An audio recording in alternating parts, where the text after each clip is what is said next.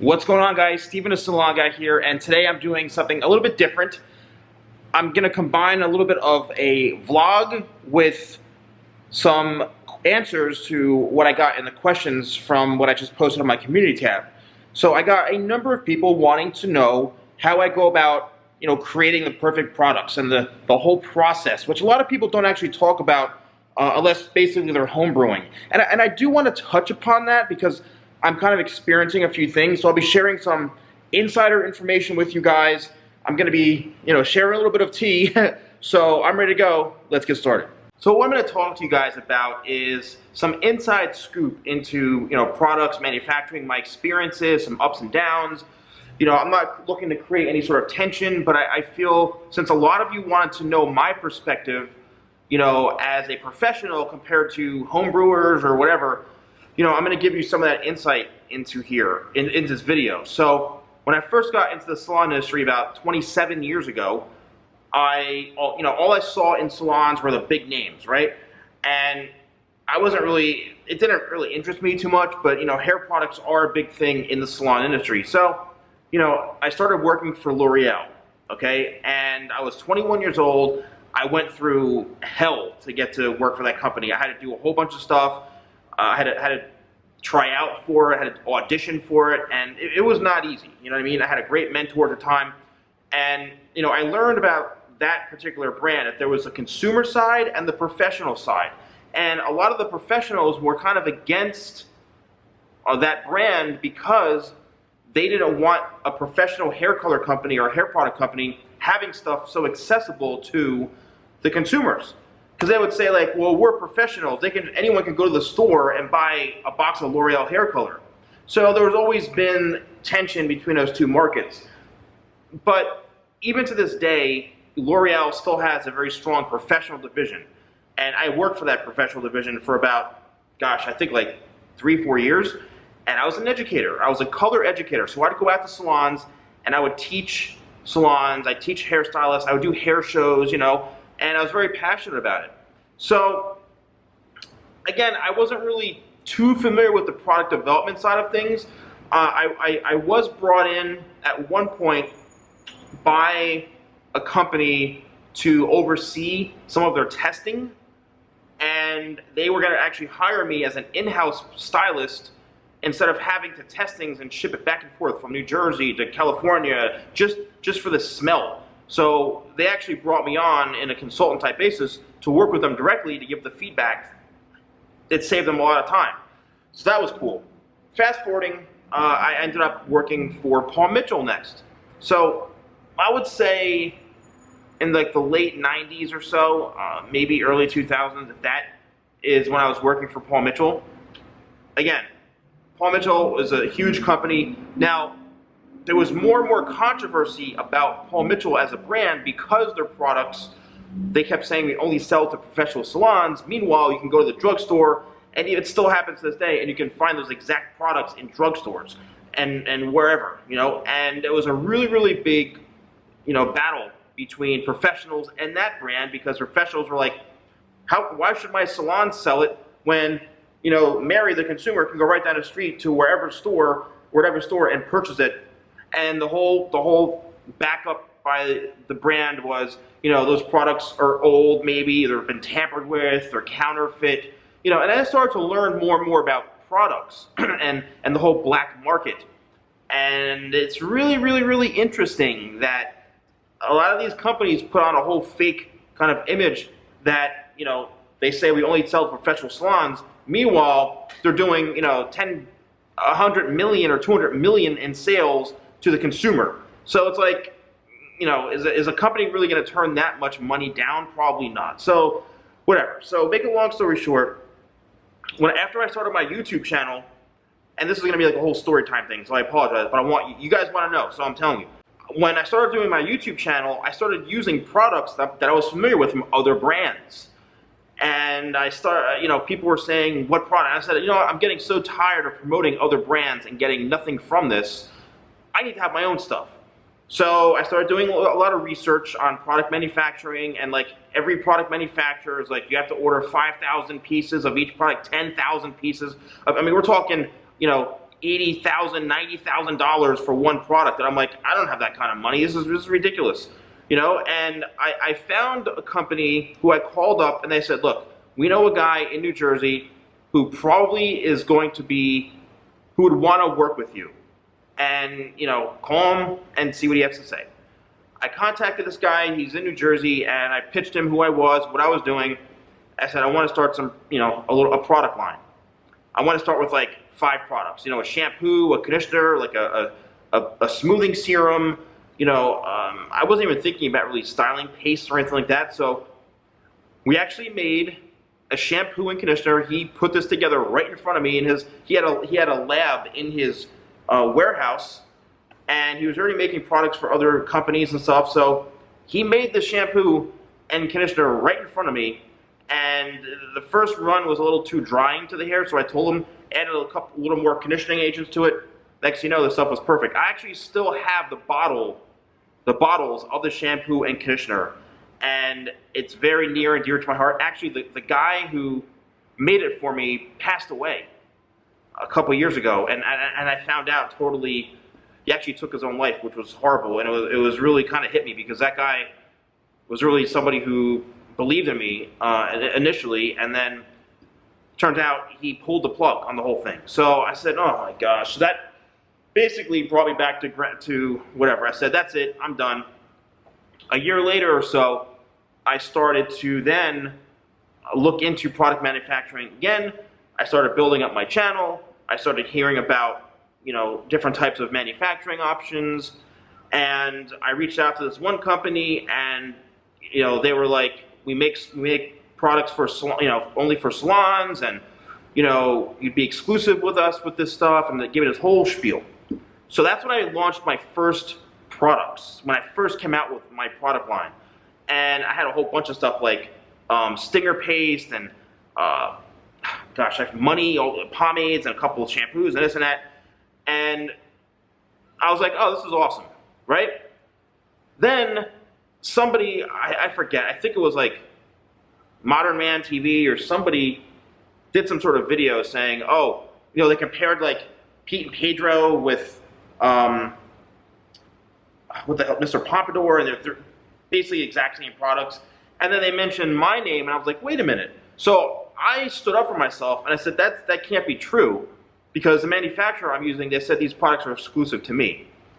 Turns out, after a little bit of research, I had contacted the manufacturer, and I said, do you make products for just anyone?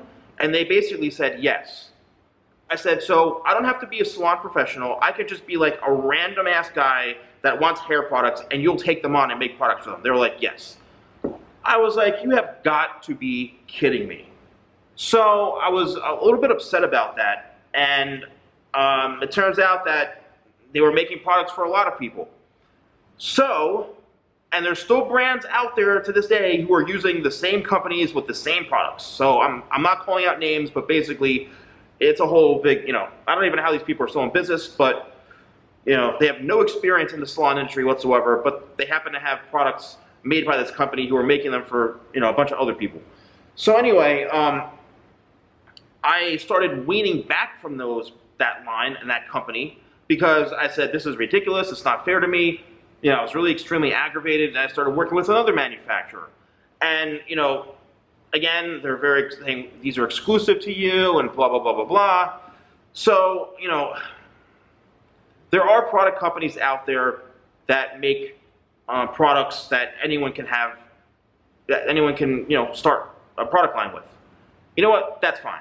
A lot of barbers are doing it these days. There's a lot of companies out there making these types of formulas for barber shops. I mean, there's a lot in the barber industry right now. So a lot of these men's products are coming up left and right. I mean, they could be all from the same company. I have no idea. But I know that's becoming big in the barbering industry. And look, you want to start a brand, you want to start your own product line, you want to, you know, focus on consumers, that's great. Good for you, you know? I'm more on building a mass audience and, you know, growing it, not really keeping it in one location. I'm trying to grow, right? Grow nationwide, grow worldwide. So I'm not really looking to sell products in my studio. I mean, I do to my clients, but, you know, I'm thinking on a bigger scale. So fast forwarding, right, to current present day. I I've completely shifted gears with my manufacturer. You know, my manufacturer now, with a lot of my newest products, like the Pure, Volume, you know, the Clutch, like Pregame, Hustle, all these products I'm coming out with, you know, I have the support now of a manufacturer who wants to see me grow. Now, again, anytime you want to make these customized products from scratch, they want 5,000 pieces at a time. They want 10,000 pieces at a time, and they're not cheap, all right? They're not cheap. So we're talking, could be $60,000 to $80,000 for one product, all right? And no one ever talks about money, how much money it costs, because most of these people have investors, right? And there's a lot of people on YouTube who got money from either family money, they're born into money, they have rich parents, they have rich friends, because what college kid at like 22 years old has $80,000, $90,000, right? I mean, if you do, that's great. But unless you have some sort of support, that's how you make it possible. And I know for a fact that that's the case with a few of these YouTuber brands. They have had money, they've had investors, and look, good for them. But, you know, so the process now with my hair products, right? Let's just jump right into this. The process now with my hair products is I'll reach out to them and I'll say, I'm looking for X, right? I'm looking for something. And because the manufacturer I have has an in-house chemist that they farm out for this, they have the manufacturing process down. They know what ingredients work. You know, I'm not going to challenge them to an extent. I'll challenge kind of the results, and we'll go back and forth. But I'm going to trust the chemist, because they've already hit a bunch of home runs with me. So, you know, I'll tell the manufacturer what I'm looking for. They'll start putting it together. They send me samples. Most of the time, I'd say the second time, the first time usually, you know, it's okay. I ask them for some tweaks. You know, we start working on the fragrance. They send back and forth the samples to me. I then try it and I go, oh my God, this is a home run. And then we work on the packaging. You know, I work with their designer to create, you know, the labels, the color schemes, and all that stuff, you know. So it's a process, and then it takes some time to make them. You know, like Hustle took almost, I don't even know, almost a year or so to make. You know, Pregame took almost 7-8 months. There's been some hiccups with manufacturing over the years, not years, but the last year or so. You know, wrong labels on stuff. You know, but right now everything is pretty much cream of the crop. And I'm working on some new products right now. So let me just show you guys what some of these products even look like. All right, again, so I know I'm going on and on and on with this, but I just want, you know, you guys, again, you asked, so I'm giving you a question. So typically, you know, I know this was Hustle. These are like the 3 different fragrances for Hustle. And actually there's another one somewhere. So they just come in a regular, you know, thing like this. Whatever manufacturer wants to send you, then they can send you. But, you know, this is what typically, you know, these products look like. I know this is Pregame right here. This, I mean, it comes in some hideous looking just jar. I don't really care what the hell it looks like. You know, this is another example right here. You know, here's some styling products. I know Pregame is in here. Hustle is in here. What else is in there? I think Clutch Excel. Here's something I'm working on right now. So I'm working on something actually with a home brewer. I haven't announced this to anybody yet publicly, but I am working with a home brewer to collaborate on some products, and let me tell you, it's a big difference. It's been a challenge, to say the least. Completely different experience from working with a chemist. And, you know, I give credit to all the guys who do home brewing at home, because it is a nightmare. And I guess because I'm looking for specific things and ingredients and performance, it's just been, I mean, back and forth, back and forth, back and forth. I've gotten extremely frustrated, and I want to just give it a shot to see what the hype is all about, but boy, it's been tough. You know, the guy I'm working with is a super sweet guy. I mean, he's super cool, and but yeah, I've been ready to pull the plug a couple times just because it's just a nightmare, to be honest with you. So, you know, back to this. Here's some, you know, the scents. So I'll get some scent samples and something like this. You know, here's another kind of sample right here. You know, they basically, all it really is just a bottle with stuff on it, with a name on it, sample, whatever. And, you know, here's something new I'm working on. I don't want to reveal because it says what it is on the, but again, another nice little label right here. All right, so now let's go back into my shampoo area. And again, here are some samples right here with certain percentages of ingredients that I wanted. You know, you know, here's my, you know, here's another sample, what it looks like right here. This is a mess, but just a plain bottle. You know, here's some more samples right here. This is my actual stuff. So yeah, I mean, like, that's really what it comes down to be honest with you. You know, and nobody really likes to share the process. You'll see these really, like, cool, you know, hipster photos of people with, like, posting empty bottles and empty jars, and I mean, that's cool and everything, but there's no, so let's talk about this. Let's talk about something that's I'm very, very passionate about, which is brand legacy. All right, I also got some people that are interested in entrepreneurship and stuff like that. So brand legacy, right? I've watched one or two of these videos from YouTubers that, you know, talk about why their products are the best or their story. And to me, there's no story whatsoever. You know, people sharing where they grew up and, you know, bragging about having nice hair, that's not a story, right? You know, a story to me, for example, my story, I mean, most of you may know it, maybe some of you don't, and I'm not trying to sit here to talk about me the whole time, honestly, but I have a story. You know, I have a book called Brand You. It's about, you know, creating a brand for yourself, you know, and sharing my story. You know, I started off in the salon industry right out of high school. I went to beauty school. I've dedicated 27 years of my life to the beauty industry, okay? And I've worked for 2 major companies. I've invested tens of thousands of dollars into the industry. I've taught thousands of stylists throughout my career. You know, I've represented brands. I started my own YouTube channel 10 years ago. You know, I was one of the first professionals to start putting out actual content like this, you know, on YouTube. So, you know, really, really unique scenario. Oh, hold on, my phone. I'm gonna let it go. Don't you guys hate that sometimes when you're trying to talk and the phone goes off and it's some telemarketer? But anyway, so, like, you know, my story is the amount of work that I put into my brand, the amount of just sweat equity that I've invested in myself, you know? And it's not to say that all these other guys don't go through the testing process or whatever, but when you hear them talk about their products, there's no education behind it. There's no, it's like, yeah, this is great for, you know, thick hair. You work into your hands and it's great for thick hair. Or, I mean, no one ever talks about it because they don't know. They're not stylists. They're not professionals, which is fine.